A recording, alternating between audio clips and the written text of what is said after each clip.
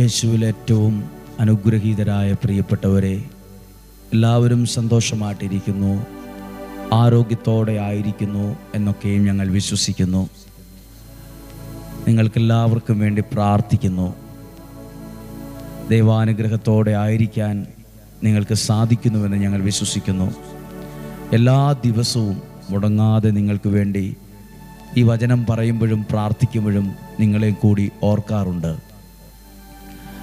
ദൈവം ധാരാളമായി അനുഗ്രഹിക്കും. എല്ലാ കാര്യങ്ങളിലും ദൈവത്തിൻ്റെ കരം വെളിപ്പെടും. ഒരു സാക്ഷ്യം പറയുവാൻ ഇടയാകത്തക്ക വിധം സ്വർഗത്തിലെ ദൈവം എന്നെയും നിങ്ങളെയും അനുഗ്രഹിക്കാതിരിക്കില്ല. ഒരുപാട് സാക്ഷ്യങ്ങൾ ഞാൻ ഈ ദിവസങ്ങളിൽ കേൾക്കുന്നു. ഒരുപാട് സാക്ഷ്യങ്ങൾ ഓൺലൈനിൽ അപ്ലോഡ് ചെയ്യുന്നില്ലെങ്കിലും എത്രയെത്ര ഒരു വെള്ളിയാഴ്ച ദിവസം 50ഓളം സാക്ഷ്യങ്ങളുണ്ട്. 50ഓളം. ഒരു മണിക്കൂറോളം സമയം ആവശ്യമാണ് ഇത്രയും സാക്ഷ്യങ്ങൾ ഒന്ന് പറയുവാൻ. അതിൻ്റെ അടയാളം, അതിൻ്റെ അർത്ഥം ദൈവം പ്രവർത്തിക്കുന്നുവെന്നാണ്. ദൈവം പ്രാർത്ഥന നമ്മുടെ കേൾക്കുന്നുവെന്നാണ്. നിങ്ങൾക്ക് വേണ്ടിയും ഞങ്ങൾ പ്രാർത്ഥിക്കുന്നു. ഇന്നുവരെ ഈ ആലയത്തിൽ വന്നു പോയിട്ടുള്ളവരുണ്ട്, അവരെ ഞങ്ങൾ ഓർക്കുന്നു, അവർക്ക് വേണ്ടി പ്രാർത്ഥിക്കുന്നു. ഇന്ന് നിങ്ങൾക്ക് വേണ്ടി ഉപവാസത്തോടെ പ്രാർത്ഥിക്കുന്നത് ഈ ആലയത്തിൽ ശുശ്രൂഷ ചെയ്യുന്ന ബെന്നി എന്ന സഹോദരനാണ്. നാളുകളായി, വർഷങ്ങളായി ഇവിടെ ശുശ്രൂഷ ചെയ്യുന്ന ബെന്നി എന്ന സഹോദരനെ, കുടുംബത്തെ, നിയോഗത്തെ ഞങ്ങൾ ഓർക്കുന്നു. ഇന്ന് നമുക്ക് ഓരോരുത്തർക്കും വേണ്ടി ഈ ആലയത്തിൽ സമർപ്പിക്കപ്പെട്ട നിയോഗങ്ങൾ ഏറ്റെടുത്തുകൊണ്ട് ഉപവാസത്തോടെ ഇന്ന് പ്രാർത്ഥിക്കുന്ന ദിവസമാണ്. നമുക്കേറെ പ്രതീക്ഷയോടെ, പ്രാർത്ഥനയോടെ ആയിരിക്കാം. ഡെയിലി ബ്ലെസ്സിങ്ങിലൂടെ വചനം കേൾക്കുന്ന ഓരോരുത്തരെയും, അത് ഷെയർ ചെയ്യുന്നവർ, എഴുതി വയ്ക്കുന്നവർ, എല്ലാവരും ഓർക്കും, നിങ്ങൾ ഒത്തിരി പേർക്ക് വെളിച്ചമാണ്, ഒരുപാട് പേർക്ക് അനുഗ്രഹമാണ്. ഈ ആലയത്തിൻ്റെ ശുശ്രൂഷയുടെ ഭാഗമാണ് നിങ്ങൾക്ക് വേണ്ടിയും ഞങ്ങൾ പ്രാർത്ഥിക്കുന്നു. പ്രതീക്ഷയോടെ, പ്രാർത്ഥനയോടെ ഈ വചനം കേൾക്കാം. ഇന്നലെ കേട്ട വചനം നോഹയുടെ പെട്ടകമാണ്. നോഹയെ കൊണ്ട് ദൈവം ചെയ്യിപ്പിച്ചത്. എന്നാൽ അടുത്തൊരു ഭാഗമുണ്ട്. നോഹ ഒരു പെട്ടകം ഉണ്ടാക്കി ദൈവത്തോട് പ്രാർത്ഥിച്ചും ദൈവത്തോട് ആലോചന ചോദിച്ചും വചനം കേട്ടും ദൈവത്തിൽ ആശ്രയിച്ചും ദൈവഹിതപ്രകാരമാണ് അത് ഉറച്ചു നിന്നു. എന്നാൽ ഇതൊന്നും ചെയ്യാതെ ബുദ്ധിയിലും ശക്തിയിലും കഴിവിലും മാത്രം ആശ്രയിച്ച് ഒരു കാര്യം ചെയ്തു. അത് 8 നിലയിൽ അത് തകർന്നു. അത് നമ്മുടെ സാധാരണ ഭാഷയിൽ പറയുന്ന പോലെ അത് പൊട്ടിപ്പൊളിഞ്ഞു പോയി. അതാണ് ഉൽപ്പത്തി പുസ്തകം 11-ാം അധ്യായം 1 മുതൽ 9 വരെയുള്ള വാക്യങ്ങളാണ്. പ്രസക്ത ഭാഗങ്ങൾ മാത്രമേ ശ്രദ്ധയിൽ കൊണ്ടുവരും. നമ്മൾ ചിന്തിക്കില്ല, എനിക്ക് കഴിവുണ്ട്, ഞാൻ ചെയ്തോളാം, എനിക്ക് ബുദ്ധിയുണ്ട്, എന്നെ ആരും പഠിപ്പിക്കേണ്ട, എന്നെ ഉപദേശിക്കേണ്ട. ദൈവത്തിൽ ആശ്രയിക്കുന്നത് മണ്ടത്തരമാണ്, ദൈവത്തോട് പ്രാർത്ഥിക്കുന്ന മണ്ടത്തരമാണ്, അതൊക്കെ നമുക്ക് ചെയ്യാൻ പറ്റുന്നതേ ഉള്ളൂ. അങ്ങനൊന്നും ചിന്തിക്കരുത്. ദൈവത്തിൽ ആശ്രയിച്ചും ദൈവവചനം കേട്ടും ഒരു കാര്യം ചെയ്യുന്നതിനെ ദൈവം സംരക്ഷിക്കുന്നത് കാണാം. എന്നാൽ ദൈവത്തിൽ ആശ്രയിക്കാതെ, ദൈവത്തോട് ബന്ധമില്ലാതെ എന്തെങ്കിലുമൊക്കെ ചെയ്തു കൂട്ടിയാൽ അത് പൂർത്തിയാക്കാൻ കഴിയാതെ അത് പാതി വഴിക്ക് നിന്നുപോകും. അത് ലക്ഷ്യത്തിലെത്തുകയില്ല. അത് തകിടം മറിഞ്ഞ് പരാജയപ്പെട്ടു പോകും. ഞാൻ ആ പ്രസക്ത ഭാഗം വായിക്കാം. ഇന്നലെ കേട്ട വചനത്തോട് കണക്ട് ചെയ്ത് വേണം ഈ വചനവും കേൾക്കാൻ. ഉൽപ്പത്തി പുസ്തകം 11-ാം അധ്യായം 2-ാമത്തെ വാക്യം.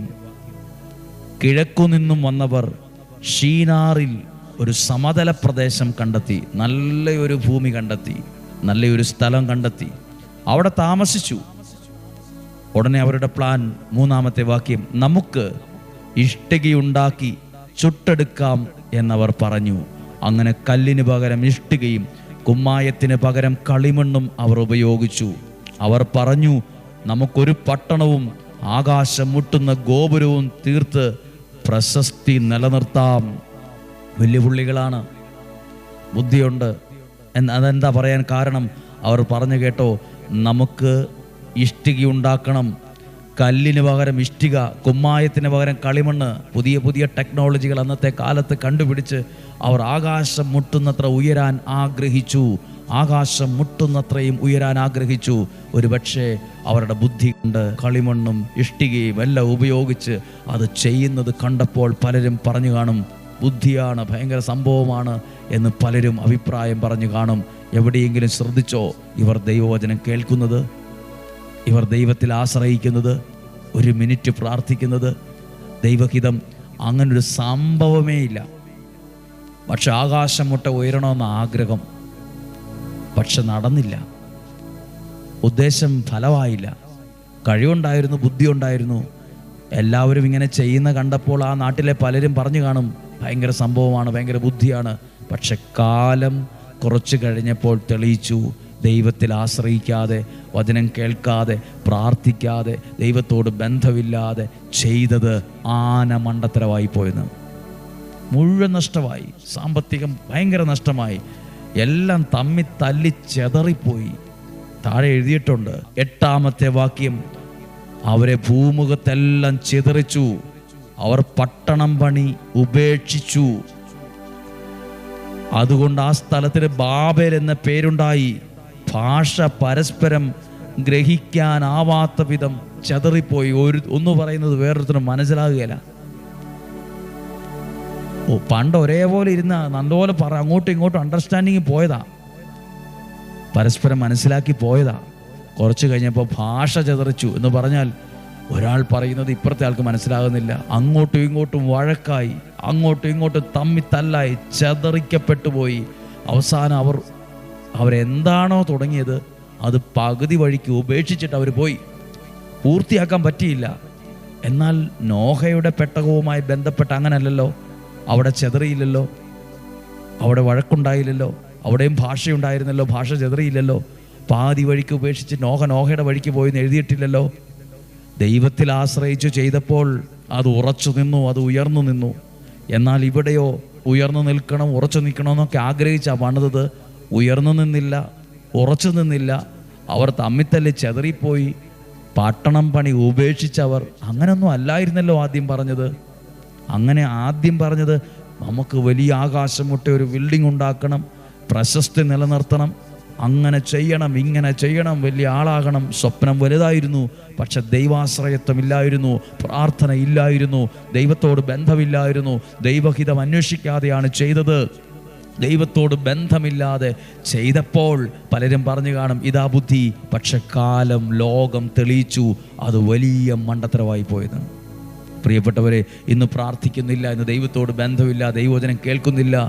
ഇപ്പോൾ കുഴപ്പമില്ലായിരിക്കാം. ഇപ്പോൾ കുമ്മായത്തിന് പകരം ഇഷ്ടികയും ഭയങ്കര ബുദ്ധി, ഭയങ്കര ശക്തി, ഭയങ്കര കഴിവ്, ഭയങ്കര ടെക്നോളജി.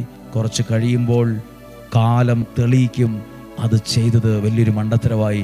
കുറച്ചുകൂടെ ദൈവത്തോട് എത്രയോ പേരാ അങ്ങനെയൊക്കെ ചിന്തിക്കുന്ന. ഒരു കാലത്ത് വലിയ പുള്ളിയായി ഓടി നടന്ന ആൾ ഇന്നൊരു ഒരു ഗതിക്ക് പരഗതി ഇല്ലാത്ത അവസ്ഥയിൽ തകർന്ന് തരിപ്പണമായി, സാമ്പത്തികമായി നഷ്ടം വന്നു, ചതിയിൽപ്പെട്ടു, കേസിൽപ്പെട്ടു. ഇപ്പോഴവർ ചിന്തിക്കുക അന്നൊക്കെ ചെയ്തത് വലിയ മണ്ടത്തരമായിന്ന്.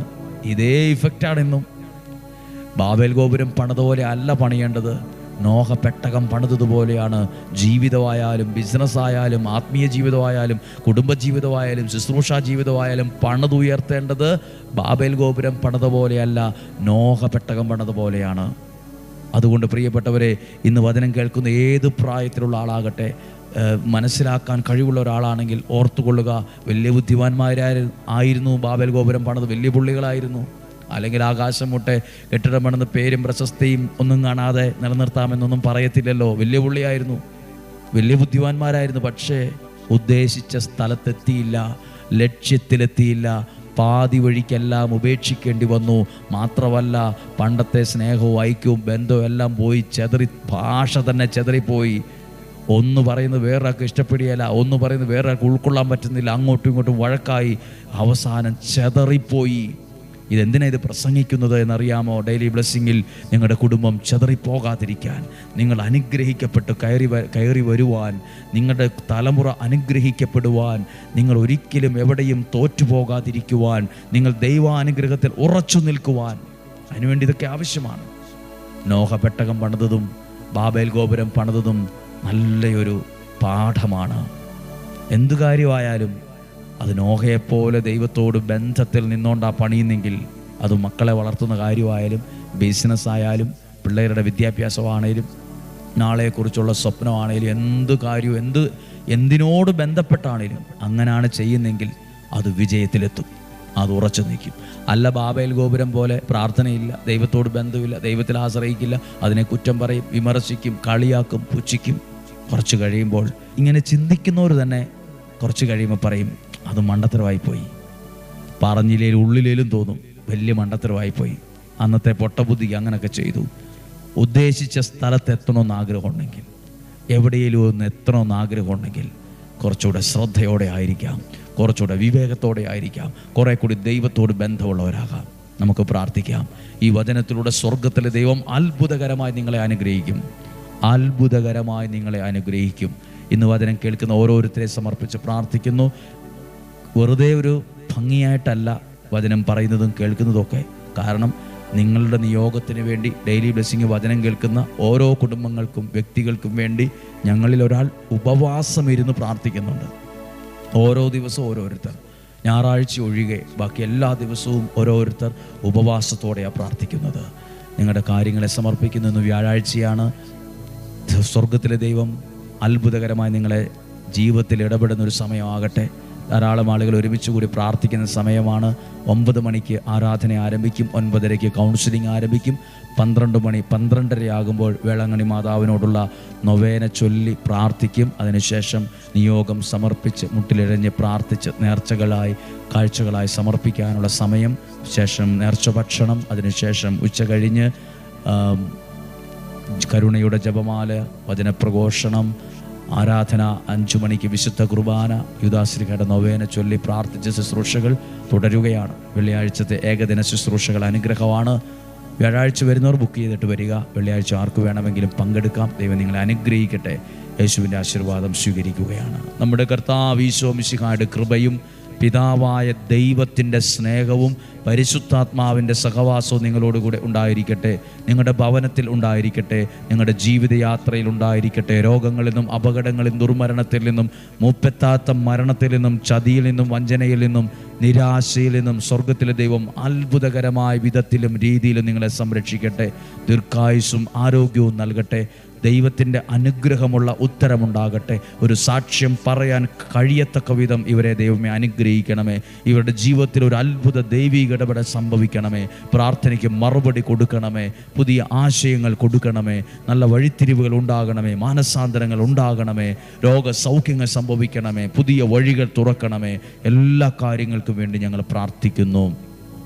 നിങ്ങളെ യേശുവിൻ്റെ നാമത്തിൽ അനുഗ്രഹിക്കുമ്പോൾ ഇന്ന് ഉപവാസം എടുത്ത് പ്രാർത്ഥിക്കുന്ന ബെന്നി എന്ന സഹോദരനെ അനുഗ്രഹിച്ച് കുടുംബത്തെ അനുഗ്രഹിച്ച് പ്രാർത്ഥിക്കുന്നു. ഒപ്പം എല്ലാവരെയും യേശുവിൻ്റെ നാമത്തിൽ അനുഗ്രഹിച്ച് പ്രാർത്ഥിക്കുന്നു. ദീർഘായുസ്സും ആരോഗ്യവും സന്തോഷവും സമാധാനവും നിലനിൽക്കുന്ന ഐശ്വര്യ സമ്പത്തും ദൈവം അറിഞ്ഞു നിങ്ങൾക്ക് നൽകട്ടെ. യേശുവിൻ്റെ നാമത്തിൽ ഇപ്പോഴും എപ്പോഴും എന്നേക്കും ആമേൻ. ഇന്ന് വൈകുന്നേരം 6:15 വിശുദ്ധ യൂദാശ്ലീഹയുടെ മാധ്യസ്ഥം തേടിയുള്ള നൊവേന യൂട്യൂബിലുണ്ട്. സാധ്യമായ എല്ലാവരും പങ്കെടുക്കുക, പ്രാർത്ഥിക്കുക, ഒരറിയിപ്പായി സ്വീകരിക്കുക. ഒത്തിരി അനുഗ്രഹമാണ്. നാളെയും 5:30 കാണുന്നതുവരെ ഉള്ളംകൈലെന്ന പോലെ സ്വർഗത്തിലെ ദൈവം എന്നെ നിങ്ങളെ സൂക്ഷിക്കട്ടെ. സാധ്യമായ എല്ലാവർക്കും അയച്ചു കൊടുക്കുകയും ചെയ്യുക. ആമേൻ.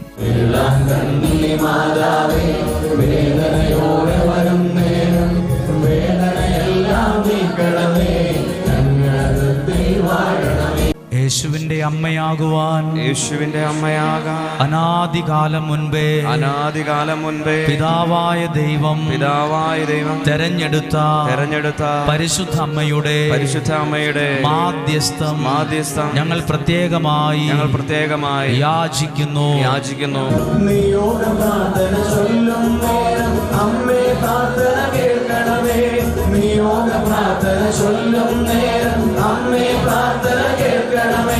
നിയോഗത്തിൽ പ്രാർത്ഥിക്കുമ്പോൾ